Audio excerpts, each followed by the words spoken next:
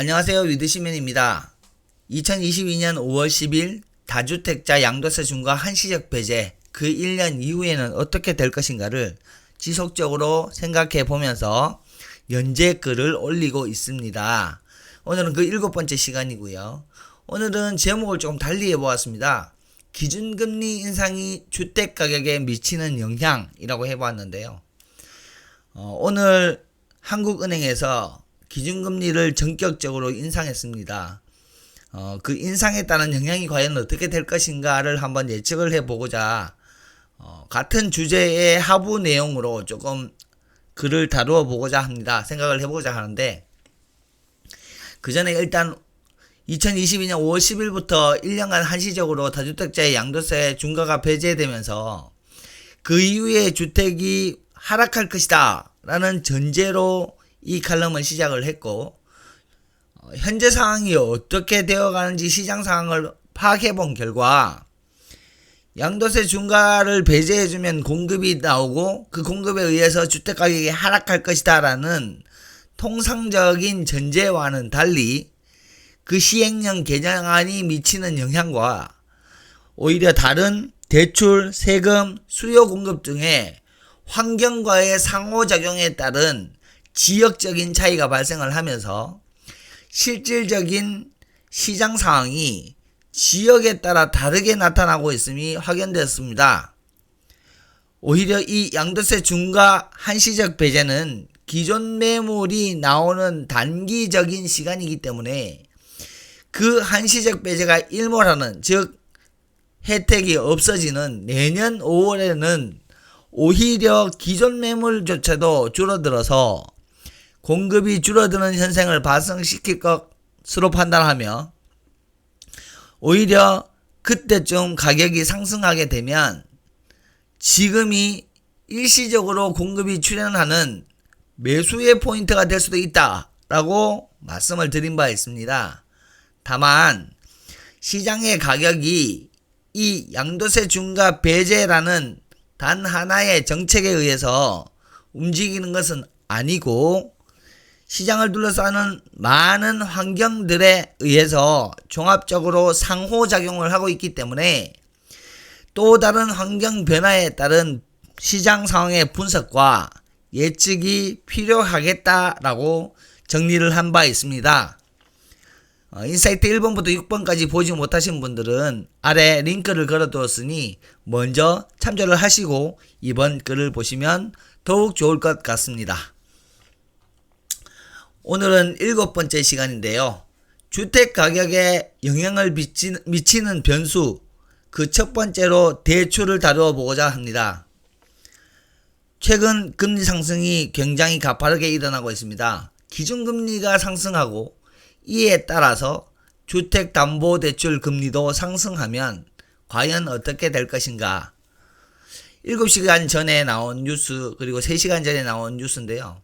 한국은행에서 기준금리를 연 1.5%에서 1.75%로 전격 인상을 했고, 그리고 이창용 현 한은 총재는 기준금리가 2.25, 2.5까지 올라갈 거라 전망하는 것도 합리적인 전망이다 라고 하면서 추가 인상을 시사한 바 있습니다. 5월 26일 오늘이죠. 한은에서 이렇게 금리를 전격 인상하였는데, 사실 지난달에도 금리 인상이 있었습니다. 그래서 2개월 연속 기준금리가 인상이 이루어진 것인데, 이렇게 2달 연속으로 가파르게 기준금리가 인상이 된 것은 지난 14년 전 이후로는 한 번도 없었던, 14년 만에 처음 있는 일입니다.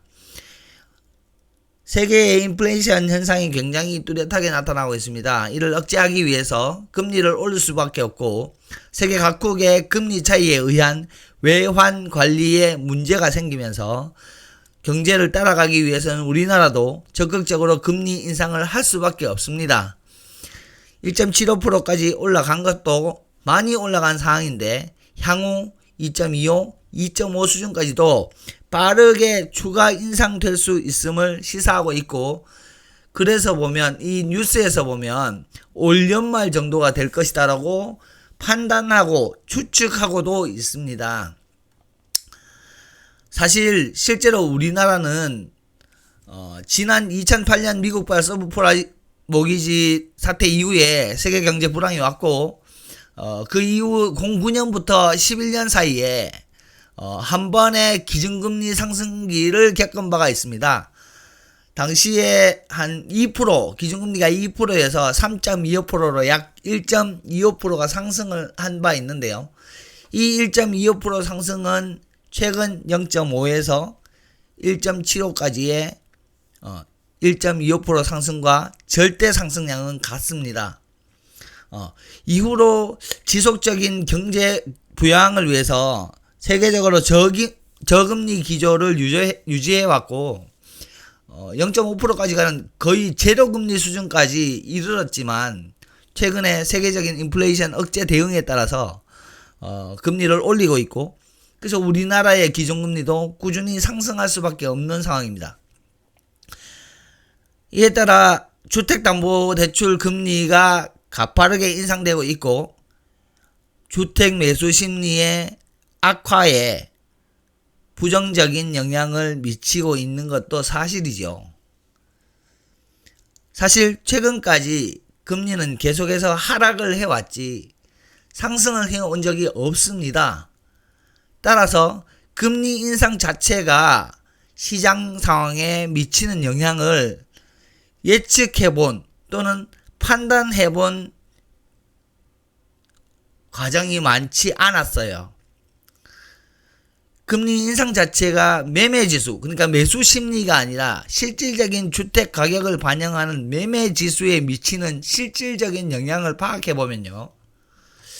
먼저 서울인데 요 그래프상에 이 그래프는 성공자체 전략반이라는 제 수업에서 제공하고 있는 지수 모니터링 프로그램 내에 들어가 있는 자료인데요. 금리 그리고 공급을 제외한, 공급을 제가 지금 반영을 하지 못해서 공급을 제외한 나머지 요소들이 시장에 미치는 영향력을 분석할 수 있도록 자료를 만들고 있습니다. 중간에 그 녹색 선이 기준금리의 움직임이다 라고 보시면 될 것 같은데요. 말씀드린 것처럼 09년 이후에 11년까지 기준금리 상승이 한 번 있었고 그 이후로는 지속적으로 금리가 하락을 하다가 최근 들어서 가파른 기준금리의 상승이 일어나고 있는데 지난 09년 이후 유일한 금리 상승기였던 09년에서 11년 사이 그리고 이 높아진 금리가 계속해서 유지되었던 2012년도까지 연장을 해서 생각을 해보면 서울의 매매지수가 제일 위쪽에 있는 하늘색 선인데요. 그 매매지수가 하락했음을 확인할 수가 있습니다. 오히려 전세가는 전세지수죠. 밑에 있는 핑크색 선인데 실선인데요. 전세가는 오히려 상승을 해서 매매가는 떨어지고 전세가는 상승하니 전세가율 회색입니다. 회색선이 지속적으로 상승하는 경향이 있음을 파악할 수 있습니다. 이 그래프 자체만으로 보면 금리가 상승하면 매매 가격이 하락할 수 있구나 라고 판단할 수도 있습니다. 그런데 그 당시에 수요 공급 상태를 살펴보면 부동산 지인에서 가지고 온 자료인데요. 당시 2009년도에서 2013년도에는 공급이 꾸준하게 있었고 이에 따른 미분양이 발생하고 있었습니다.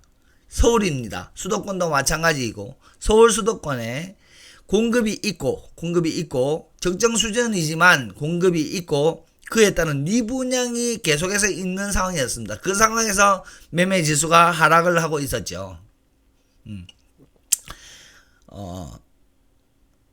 이렇게 공급과 미분양이 늘어나 있는 상황에서 금리가 인상되고 있는 그 순간에 가격은 분명히 하락을 했습니다. 조정을 받았다고 이야기하는 게 좀 더 맞는 내용인 것 같은데 그래도 어쨌든 하락을 했습니다. 근데 금리가 상승하고 있는 2022년 현재의 서울시장은 지난 2009년부터 13년 사이에 서울시장과는 조금 다른 모습을 보입니다.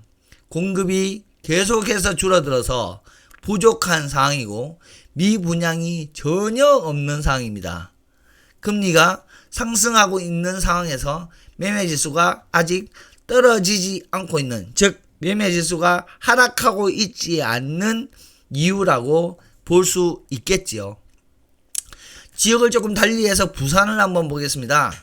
같은 시기였던 09년부터 12년 사이에 서울과는 달리 부산의 경우 오히려 가파른 매매 가격 상승이 일어납니다.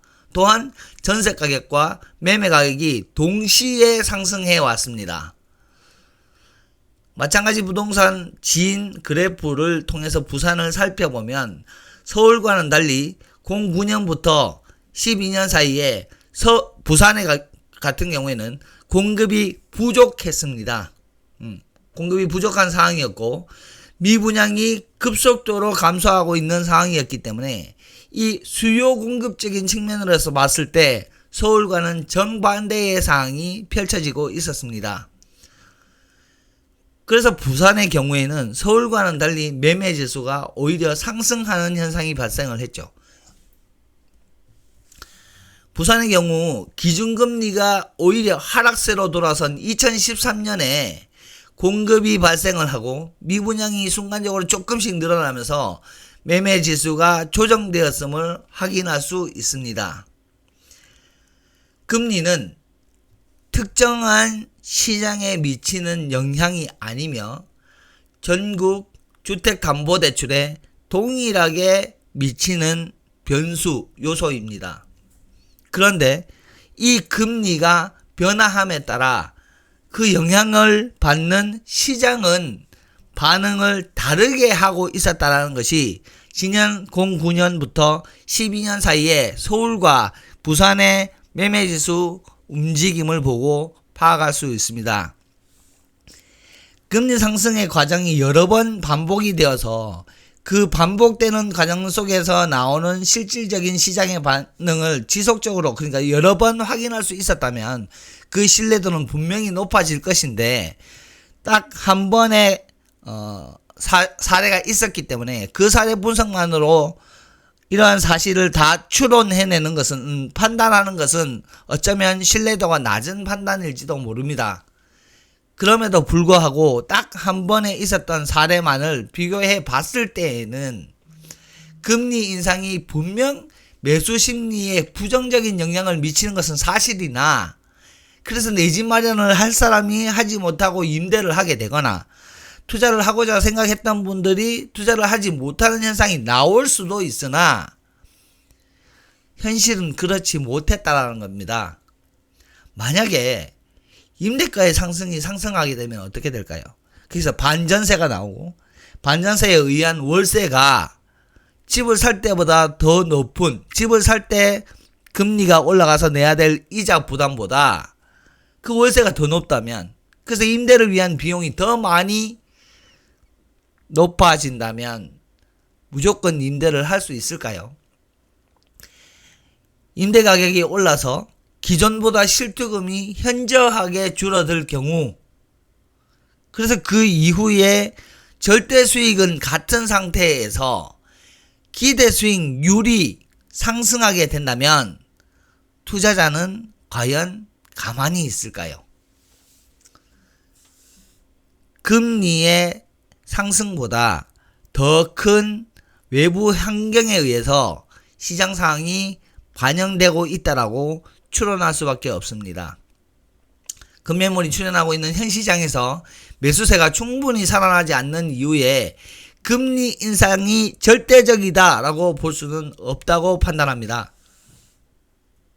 오히려 매수에 직접적인 영향을 미치는 대출과 관련된 요소는 오히려 한도 제한이라고 판단이 돼요.